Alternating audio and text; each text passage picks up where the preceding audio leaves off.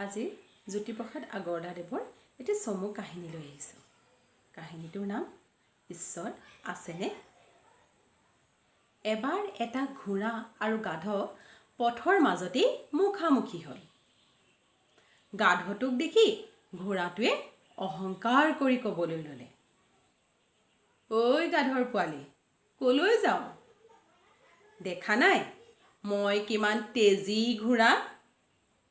মোৰ আস্থাবলত থাকি আমনিয়েই লাগিছিল। সেইকাৰণে ৰছীডাল কামুৰি ছিঙি এনেদৰে বাটলৈ ওলাই আহিছোঁ। চাওঁ, তই ৰাস্তাৰ পৰা আঁতৰ হ। তাকে শুনি গাধটোৱে অমায়িকভাৱে ক'লে, কিনো কয় ঘোঁৰা ডাঙৰীয়া, এইটোতো চৰকাৰী ৰাস্তা। ইয়াত আপুনিও যাব, ময়ো যাম, আন জীৱ জন্তুও যাব, গাড়ী মটৰো যাব, মানুহো যাব, সকলো যাব। তাকে শুনি ঘোঁৰাটোৰ খং উঠিল। বৰ কথা ক'বলৈ আহ, বৰ কথা ক'বলৈ আহ। তেতিয়া গাধটোৱে ক'লে, কেলেনো এনেকৈ কৈছে? আপুনিও মানুহৰ গোলাম, ময়ো মানুহৰ গোলাম। এই কথা শুনাৰ পিছত ঘোঁৰাটোৰ খুব খং উঠিল। ঘোঁৰাটোৱে আকৌ ক'লে, কাক গোলাম বুলি ক'বলৈ আহিছ? কাক গোলাম বুলি কৈছ? তইহে মানুহৰ গোলাম, মই মানুহৰ গোলাম নেকি? মানুহবোৰ মোৰ চাকৰ।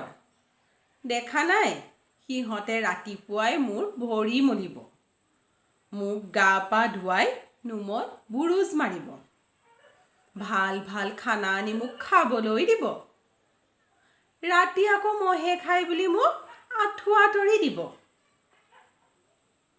সিহঁতৰ কিতাপবোৰত যে মোৰ কিমান প্ৰশংসা, সিহঁতৰ কিমান যুদ্ধ মই জিকি দিছোঁ। ভগৱান ইন্দ্ৰইতো মোক পক্ষীৰাজ উপাধি দিছে। তইনো কি বুজিবি সেইবোৰ কথা? তোকহে মানুহে গোলাম কৰি ৰাখিছে, মোকতো দেৱতাৰ দৰে পূজা কৰে। চাওঁ আগৰ পৰা, নহ'লে ঠেঙেৰে লঠিয়াই খালত পেলাই দিম। এই বুলি কৈ ঘোঁৰাটো নৰলেই, সি ঠেঙেৰে লঠিয়াই গাধটোক খালত পেলাই দিলে। আই ঐ, গাধটোৱে চিঞৰি উঠিল আৰু ক'লে, ইমান অহংকাৰ ভাল নহয় দেই ঘোঁৰা ডাঙৰীয়া। ঘোঁৰাটোৱে ওপৰৰ পৰা হাঁহিলে, গম পালি, পৰি থাক এতিয়া খালতে, মই যাওঁ অকণমান ফুৰি আহোঁগৈ। এই বুলি কৈ ঘোঁৰাটো যাবলৈ ঘূৰিছিলহে, তেনেতে কি হ'ল জানানে? এখন বাছ আহি ঘোঁৰাটোক খুন্দিয়াই সেই গাধটো থকা খালতে পেলাই দিলে।